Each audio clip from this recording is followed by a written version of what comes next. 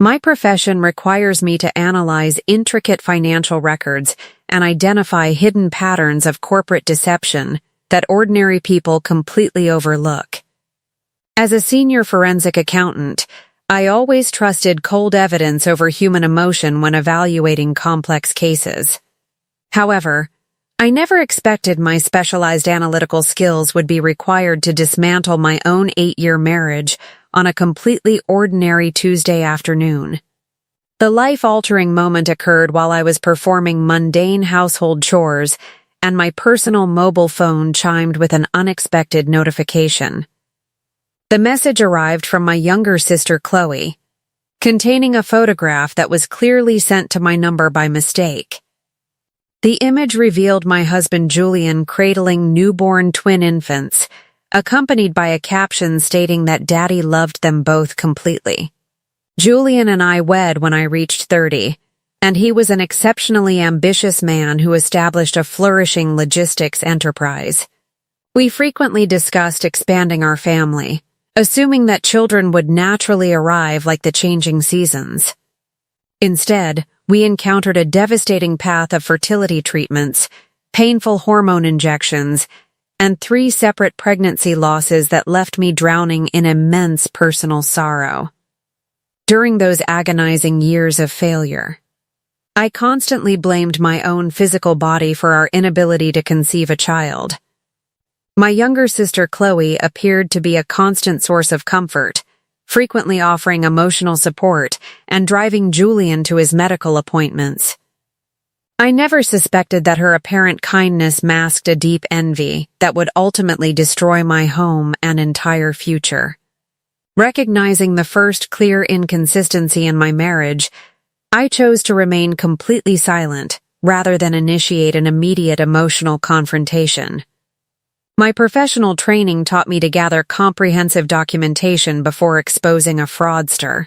I immediately retained a top matrimonial attorney named Raymond Vance to quietly initiate divorce proceedings while I gathered the necessary digital evidence at home. I carefully scrutinized our joint financial accounts and discovered multiple mysterious hotel transactions in a distant suburb during weeks I was recovering from medical procedures. Julian had claimed he was working late due to intense occupational stress, but the digital footprints proved otherwise. Piece by piece, the timeline of his corporate schedule transformed into undeniable proof of a prolonged betrayal. The ultimate confirmation materialized when I unlocked an old digital cloud folder that Julian had completely forgotten remained active after many years. The shared storage contained numerous hidden photographs spanning 3 years, capturing Chloe and Julian together at various holiday destinations. The absolute clarity of their deception replaced my initial heartbreak with a cold, unyielding determination to seek total legal justice.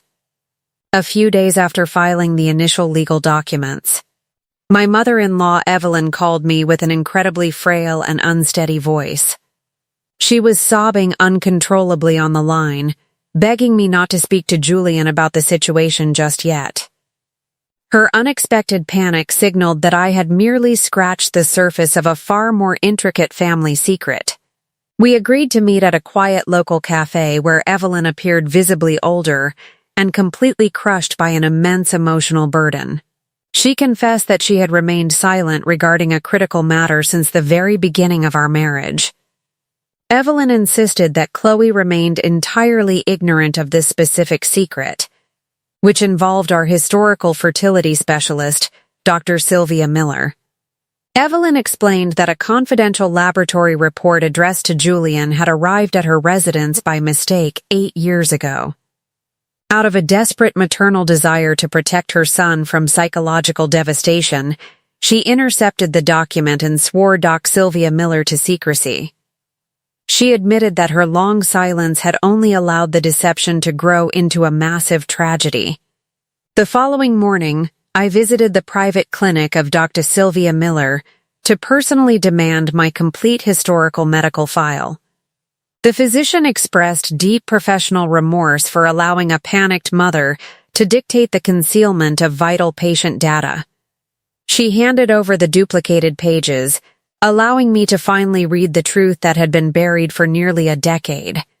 The clinical documentation stated that the reproductive challenges belonged entirely to Julian due to a severe and uncorrectable male factor condition.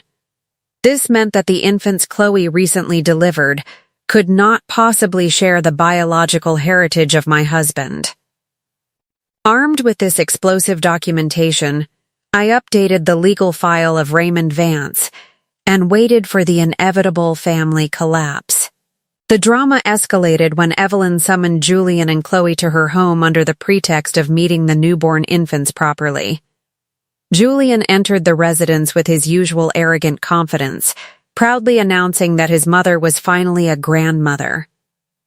Evelyn looked at the babies, felt her strength completely vanish, and informed her son that Chloe had kept a massive secret.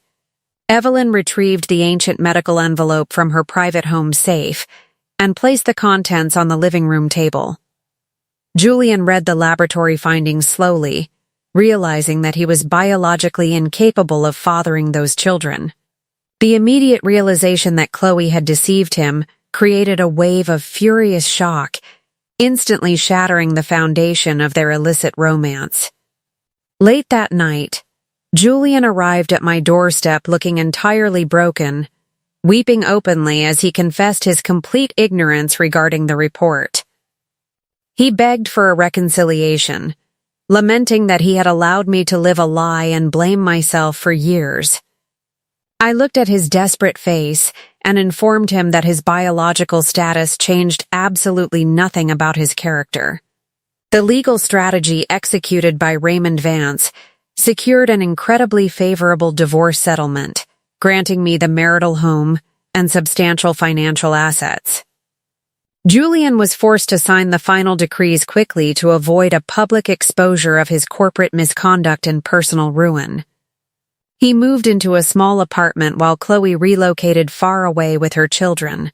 This turbulent experience taught me that surviving a profound betrayal requires relying on verifiable facts rather than fragile emotional promises. I successfully shed the unearned guilt of a failing body and reclaimed my personal freedom.